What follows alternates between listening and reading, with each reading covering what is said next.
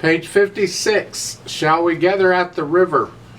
It's an interesting history about this piece. I would encourage you to go Google it and read about how this came about, what it really means. It doesn't mean what most people think it means. Key is C major, 4/4 time. Melody is the top note in the right hand.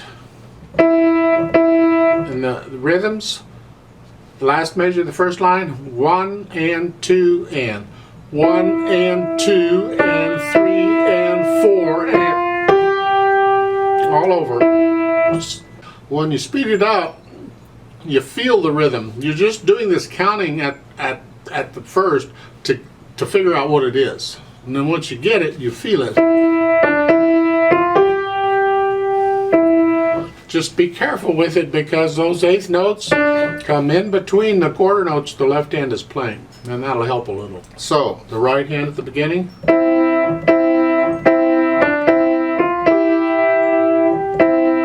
Lift the second line, going from the second to third measure between phrases, you just lift up and move. Now, the last measure, second line, it's a D. That D is tied. You see the line under it? The line over it is the phrase. That's fine. But the line under it is a tie to the next measure. The first measure of the third line is a D. So you don't play the D again. You hold it down.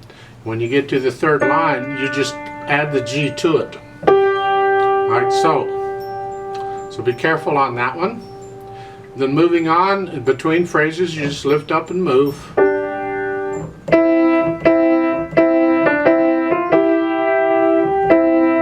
Between the phrase. At the end of the page there, it's the end of a phrase, so you're going to lift up and move. This is awkward.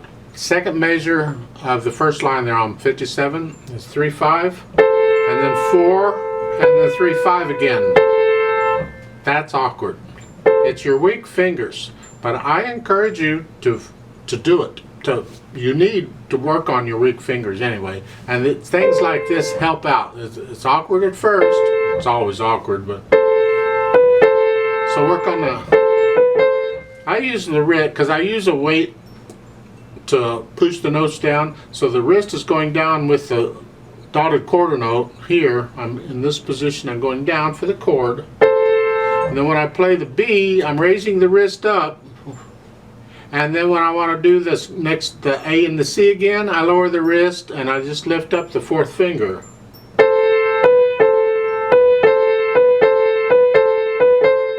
So you work on that. And then at the end of the line, lift up and move the hand between the phrase.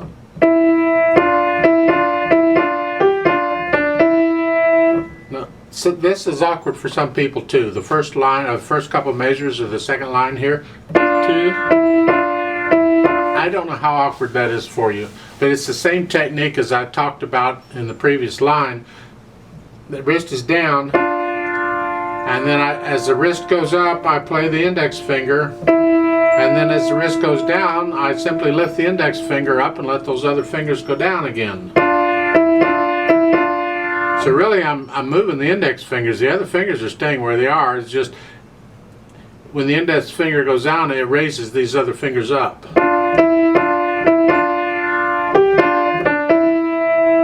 Now the last two measures of the second line, that E is not tied this time. I don't know why. It isn't, but it isn't. So play it again. Then lift up. It's the end of a phrase and move the hand.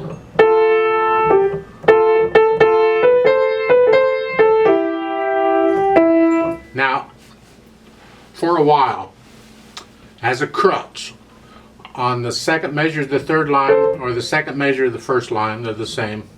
If you're really struggling with this, then you'll have to leave out the A. Just play the melody. Or, so I like to give you choices here. You can play the A with thumb instead of third finger. Just scrunch up a little bit and get both in, like so, and then you can do it. And that may help some people. So experiment with that. Don't leave out the A if you can help it. You want all the notes. That's only as a last ditch effort. But I think if you just try the thumb and the fifth finger, because this is used sometimes, and then you can do the fourth finger. You're still doing this rocking motion I explained. It's just a little easier because the third finger is not involved anymore. That's awkward, but you decide. You can also do a 2-5 and then use the third finger on the B. See, there's other fingers you can use if you need to. So experiment, find a fingering you like, pencil it in, and stick with it. I think that pretty much, I didn't cover the rest of it. The rest of it I think is pretty clear what you're doing with the right hand. And the left hand is this Alberti bass pattern. So at the beginning, if I take all those notes together, it's a C chord. And I'm just doing the Alberti bass. And because I'm using weight to push them down, my wrist is actually going down with every note. Doesn't have to, but it is. If it's sped up, then I'd probably have the wrist only go down ever so many notes. But if you watch a really little kid, a toddler, they're learning to play, they will do this on every time. And I see that and I think that's just wonderful. I love it. I wish they would keep that up because they're using the weight to help push the notes down because their muscles aren't strong enough. Unfortunately, as they get bigger and the muscles get stronger, they stop doing that. Again, I'm rotating. I'm transferring weight from finger to finger. The motion is very little. I exaggerate it, but the motion is really very little. Second line, third measures, 5/7 chord. Top of page 57, you get the 4 chord. The primary chords. That's pretty much it for the left hand. You can keep the left hand pretty much legato throughout. The phrasing is in the right hand, not the left. Starts out soft. This is this introduction, just the first couple of measures. Legato means connected. Well, the pedal's going to help out, but connect it with the fingers. And then when the third measure, when the melody comes in, the melody is soft. Left hand has to go softer.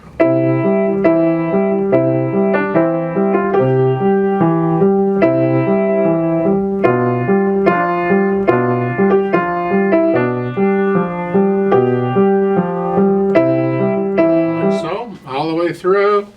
You get down to the third line, you see the crescendo, decrescendo, that swell. Again, look in the middle of the swell to see what note or notes are there, and those are your main notes. Those are the notes you're after. Here, it's here. Here. You're going up to here. And then you can listen to this die away and just kind of mimic that or copy that in the other hand. So. You've died back down. At the end of the page, the last 2 measures, you die down even more. Top of page 57, now you're medium loud. Suddenly you're once you said, yes, we'll gather at the river, now they've come out and said, all right, we've made a decision, here we are. The last 2 measures, or the third measure over, you're getting softer. I wouldn't go down much here when you get soft. Just go down a little bit. You maybe a medium soft, not a soft, but a medium sort of soft. So. And then the second line, last 2 measures, you're going to crescendo. Back up to medium loud. Third measure over, get soft again. It's medium soft. Like so. And then the first and second ending both, you get softer. Or the second ending, it's here. And the last chord is soft. And And the fermata I'm going to hold out for quite 8 counts. You can just hold on to it however long. Now, in that second ending at the bottom, it's here. I recommend in the right hand you finger that chord 2-5 because you're in this position. That's the chord. We're not using the G, so just 2-5. And you can get to where you can do that without looking at the keyboard. Like so. You have first and second endings at the bottom, and hopefully you understand what those are. The reverse repeat sign you see at the top of page 56. And we are going to do this, we're going to do both endings when we do the play with me. We're just going to go real slow. Pedal wise, you go ahead and pedal it the way they're showing you to pedal it. At the beginning we're going to push the note down and then the pedal. And this legato pedal there in the first line on 56. So when the right hand comes in, I'm going to push the notes down and then change the pedal because the pedal lags behind the hands here. So again. And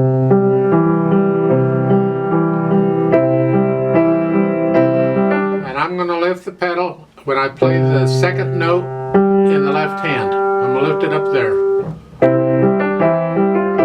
Next line, I'm going to push it down right after I play the notes. Now here we have a break in the phrase, so I'm going to lift the pedal with the right hand. The left hand stays down, it's legato. Only the right hand is lifting up.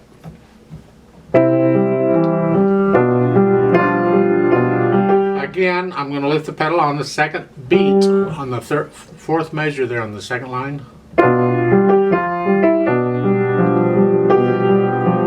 And every time I get a break in the phrase, I'm lifting the pedal with the right hand, so we get silence in the right hand. Third line.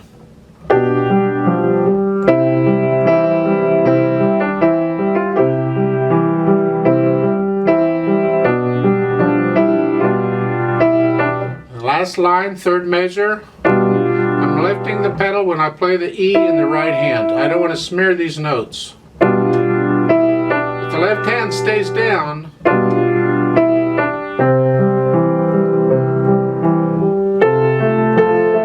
now at the top of page 57 in the second measure on the pedal, we're pedaling the first beat and the last 2 beats. We're not pedaling the second beat. So you're holding the pedal down from the previous measure, so it's already down. The first measure, then the second measure. When you play the A in the left hand, lift the pedal up. And then put the pedal down for the last 2 beats. Like so. Same thing on the third line down, second measure is the same way. The rest of it is pedaled the same way. Now the little bit of difference there on page 57, third line down, for some reason, I don't know why, I guess it's because it's louder and more exciting. I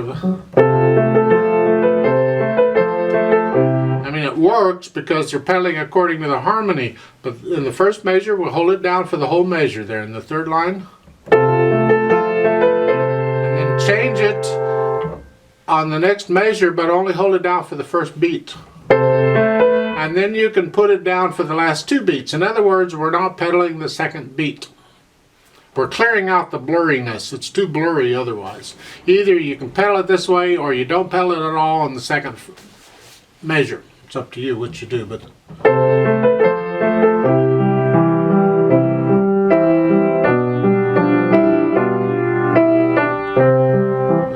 let's play this together slowly to check the notes and the rhythms and all that.